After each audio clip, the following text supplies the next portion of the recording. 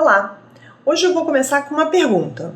Por que devemos utilizar o genograma? Fica aí que eu já te respondo já já.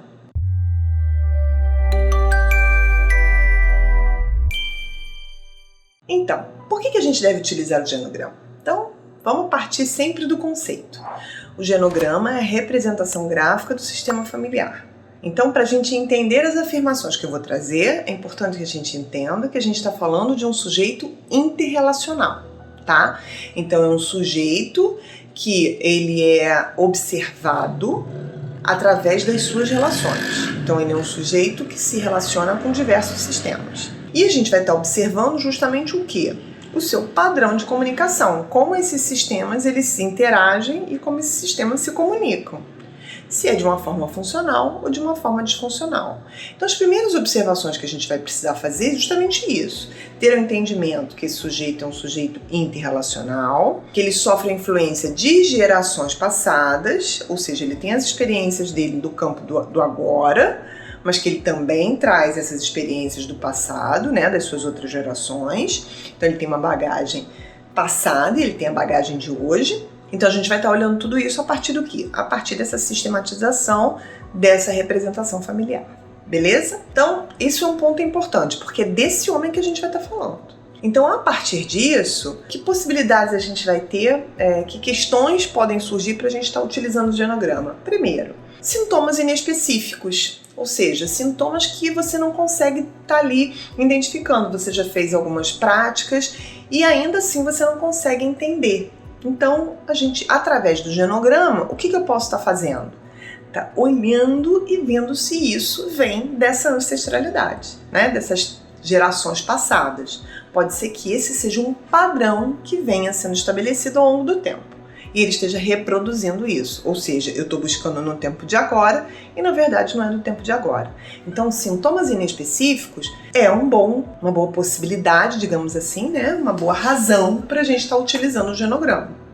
Muitas vezes para os serviços de saúde, né? Os serviços de saúde utilizam o genograma junto com o ecomapa. Por quê? Para mapear as questões relacionadas à doença. Essa doença que se repete dentro do sistema, dentro, né, da família hoje, de onde vem essa doença?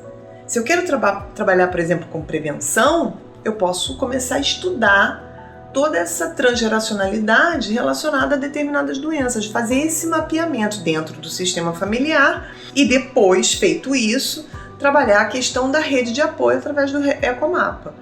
Então, o sistema de saúde também seria uma outra razão para a utilização do genograma. Então, a gente já está falando aí de duas situações. Outra questão que a gente pode também estar falando seriam as mudanças do ciclo de vida.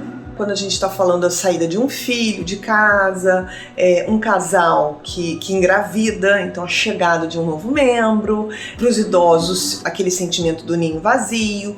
Então esses ciclos de vida, né, a entrada da mulher na menopausa, enfim, esses ciclos de vida que são bem demarcados, a gente pode estar ali falando, podemos estar fazendo um genograma para entender como é que as outras gerações lidavam com esses momentos e como é que essa fala e esse padrão ele foi repassado. Será que a saída de um filho era uma tragédia para as outras gerações e isso foi repassado? Ou será que eles lidavam bem com essa situação? Então, isso tudo pode ser estudado através do genograma. Uma outra questão são situações, por exemplo, de mudanças dentro das funções familiares a partir de um evento traumático. Então, por exemplo, a morte precoce de um pai, onde o filho mais velho tem que assumir essa função. Então, você também fazer o genograma a partir disso seria muito importante. Então, a gente tem aí algumas situações onde a gente pode estar usando o genograma. São várias outras. Eu trouxe aqui algumas para a gente conhecer um pouquinho, tá bom? Então, o genograma é uma ferramenta que pode ser utilizada em várias situações. Né? Quando a gente está no processo psicoterápico que tem aquele nó onde há uma estagnação no processo e a gente vai utilizar o genograma para ampliar esse nosso campo perceptivo, para aumentar as nossas possibilidades de intervenção, ele também pode ser usado ali. Nós temos aí várias possibilidades. O genograma é uma ferramenta muito potente e que nos dá essa possibilidade de ampliar o nosso olhar. Tá certo? Beijo grande, até a próxima!